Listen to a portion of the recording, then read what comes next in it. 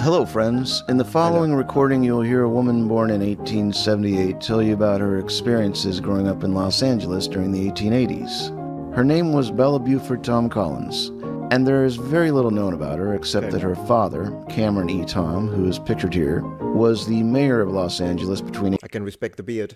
1882 and 1884. To give you a little background, in the 1880s, the small town of Los Angeles had a population of 11,000 residents, which was actually a significant increase from the previous decade. A major component of all this was the arrival of the Southern Pacific Railroad in 1876, which connected the town to the National Rail Network. And by the 1890s... Right, so trains in this area were a new thing, new development. I mean, look at the wagon, look at the shape.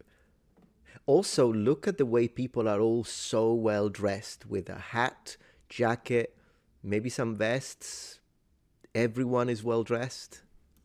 The discovery of oil led to the development of the petroleum industry in the area. Now, Los Angeles was not known to be a typical Wild West frontier town in those days, but it still had elements of the Wild West legacy during the time. Yeah, look at this guy. Look at this guy. Okay, so this is lovely, but I want to hear the person. So, do we see her, or is it just a voice recording? I think it's a voice recording. Now, Aunt Jet, I want you to tell the machine all of the kinds of things that you can remember about your childhood and my father's childhood. Tell the machine.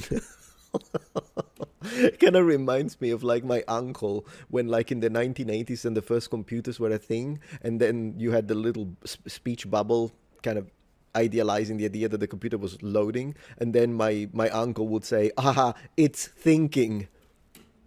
From the time that you were born here in Los Angeles in 1878, and all the way the city was in those days, the village was in those days, and the kinds of things that you can recall that your father may have told you from the time he came out here on a horse in 1849, after having grown up in Virginia, where he was born in 1824.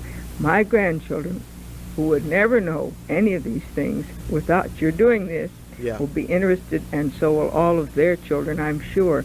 And therefore, just tell it as you recall it. It's the only record at all that we have.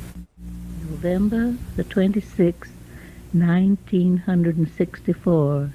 And I am truly grateful to my Heavenly Father for 1900, and yeah, the way she counted that is fascinating. All the blessings I have received every day of my life ever since I was born. I've been bullied by my dear, wonderful niece Rowena to try and tell you something about my memories as a little child and about Los Angeles, when it was a charming, beautiful little city, quiet, green hills, beautiful orchards of walnuts, oranges, and olives. That actually sounds great. Not the great, big, sprawling, dirty, noisy. Noisy, you've seen nothing. Come to 2025. Smelly, smoggy town that it is now. Right. Amongst my earliest memories was going to the little stores with my mother. Main Street, from Mayo Street on to the plaza, had mostly little shops on each side of the street. On the other side of the street, as about 4th Street, there were the residences of the people who were then the leading people in Los Angeles, and I think there were not more than 1,500 white people here then, Spanish, Americans, all sorts. And my mother, I can remember, I couldn't have been more than 5 or 6 years old, when the Main Street had a sidewalk which was wooden. It was just wooden planks laid down. Interesting, the sidewalk was already a word. And it was all unpaved and dusty in the summer and frightfully muddy in the winter. And the people that came in from outside Frightfully muddy in the winter. That's another one I'm going to steal today. places, heaven knows where, because there were no roads, came in buckboards, and they tied their horses along the hitching posts all along the front of Main Street. And I can remember walking to the market, the the only little grocery shop in Los Angeles with my mother, and I couldn't have been more than 5 years old. It was owned by a little old Dutchman with little side mutton chop whiskers, and his name was Henry Vanderleck.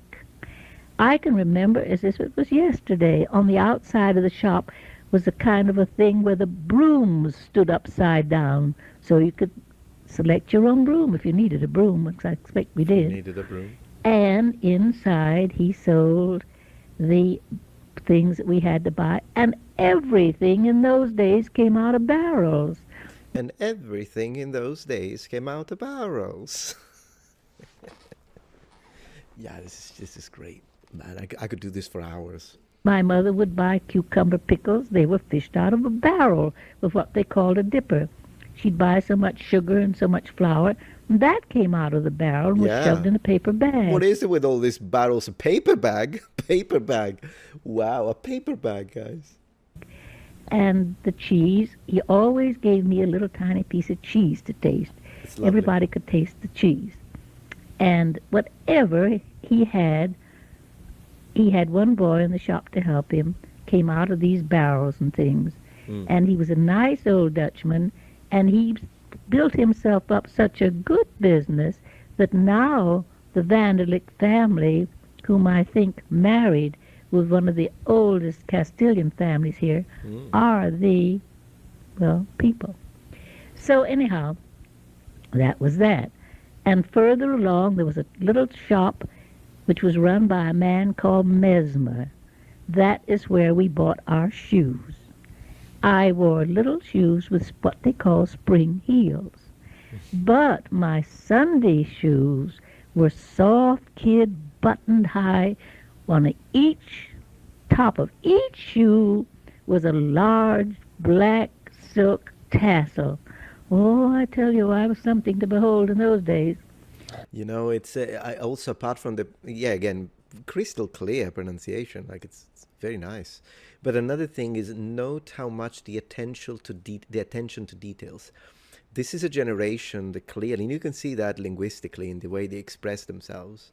This is a generation that marveled at the smallest things, and she was happy about it. Like, look at this little detail that I have. I have a ribbon here, and my shoes. I had Sunday shoes, and they were special. And yeah, it really is a stark contrast with, I can't have the latest iPhone, so I'm depressed.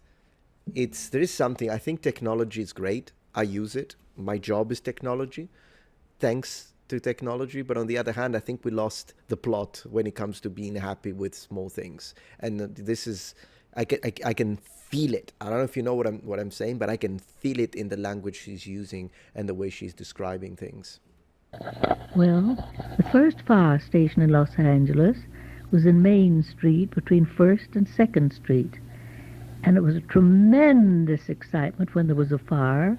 There were very few of them because Interesting way of using tremendous as an amplifier for, yeah. there were very few houses and very few shops to burn down. Well, when the fire alarm sounded, the great big engine would dash out, always with magnificent white horses, and the hook and ladder, and all the inhabitants would run after it to see where the fire was. They jangled bells and whistled whistles, but no sirens, thank goodness, in those days.